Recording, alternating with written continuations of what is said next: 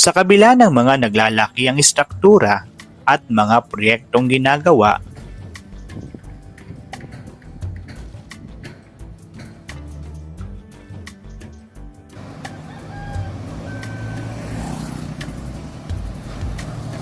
at sa patuloy na pagbangon mula sa mga nagdaang kalamidad.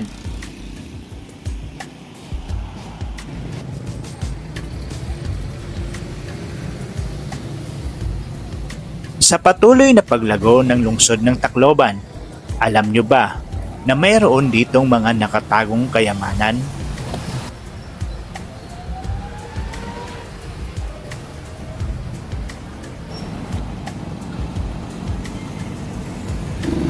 Samahan niyo po kaming puntahan ang isa sa nakatagong kayamanan ng lungsod ng Tacloban. Balugo Falls. Tanong pa.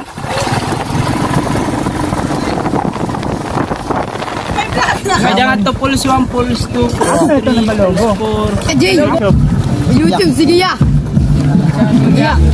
Ay, ito yung Balugo Falls. Makita na po namin yung katapusan ng kalsada. Yung matagal ko nang itanong, ito na pala yung...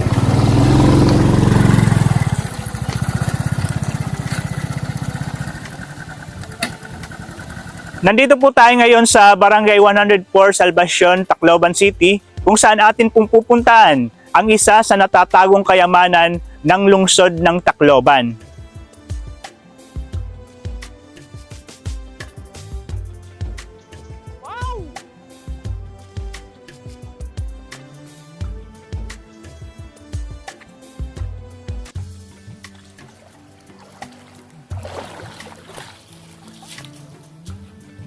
Mahigit kumulang 10 kilometro mula sa hilaga ng lungsod, matatagpuan ang isa sa mga natatagong kayamanan ng Tacloban City at isa na dito ang Balugo Falls. Dito pa lang po sa bukana po ng papunta sa Balugo Falls ay maririnig na po natin ang lagaslas ng tubig.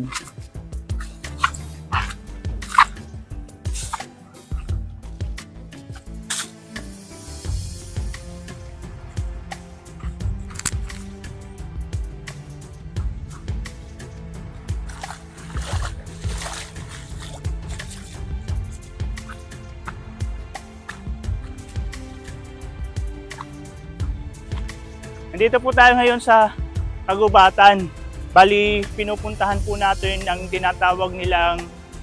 tinatawag na Balugo Falls.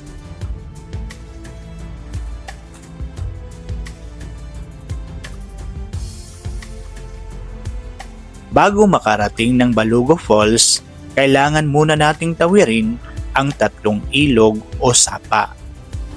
Tatawid na naman tayo ng isang sapa. Pangatlong sapa na tayo. Yun naman falls. Ay naman ang falls. Pangatlong sapa na kita.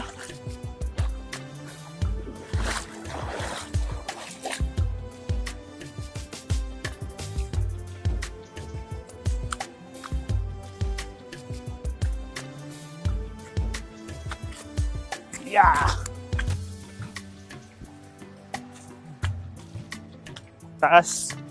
Naririnig na po natin ang mga uni ng ibon at yung lagaslas ng Balugo Falls. Bali, patunay lang po ito na kumbaga malapit na po tayo sa ating pong pupuntahan.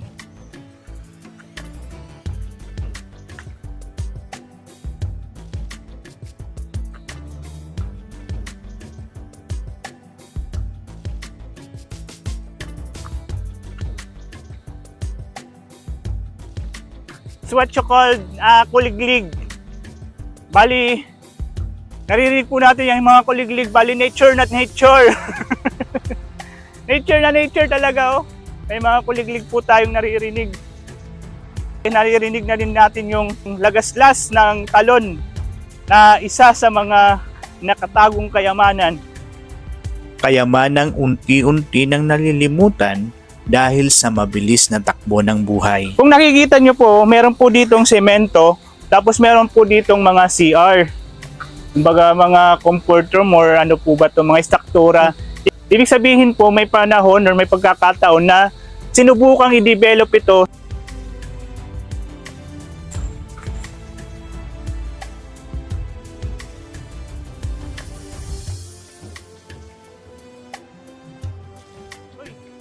Nakikita ko na tol. Doon nakikita na po natin ang falls.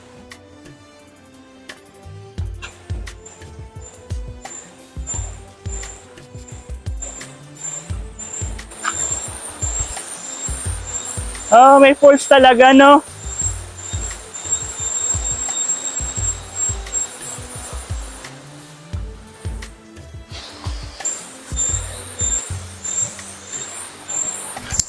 It's not false alarm. It's false.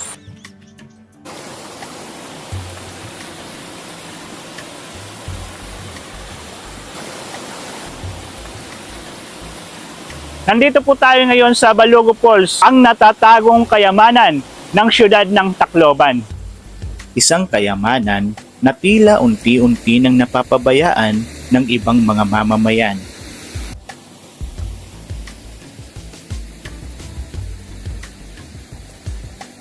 Uy! Lapad! Ito po yung palatandaan na may mga tao po talaga na pumupunta sa lugar na ito, sa falls na ito. Ito po palatandaan na ang palatandahan ng tunay na lalaki.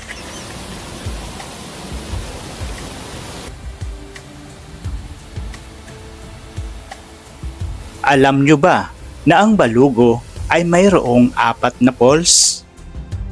Oh, mataas na.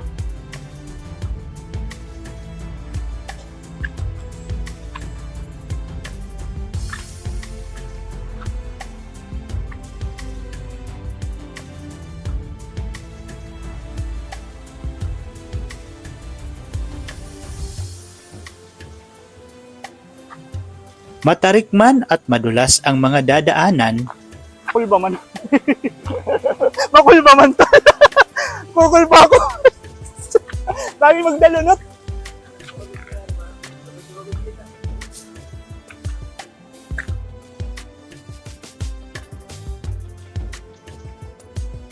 Nasa tuktok na po tayo ng bundok. Pinupuntahan po natin yung pangalawang falls na nakakonekta sa Balogo Falls.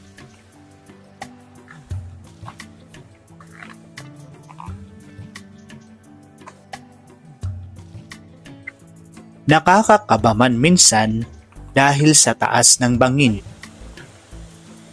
Tol, bangin na. Tol, bangin.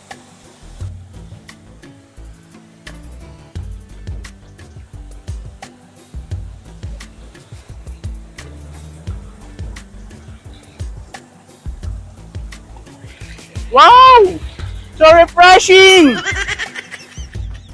Napapawi naman ito kung makita mo ang kabuuan ng Balogo Falls. At maririnig mo ang lagaslas ng tubig na tila nagsasabing kung bibigyan lang sana ng gobyerno ang lugar na ito ng kahit kaunting atensyon ay kaya niyang makipagsabayan sa mga sikat na tourist destination. Yun!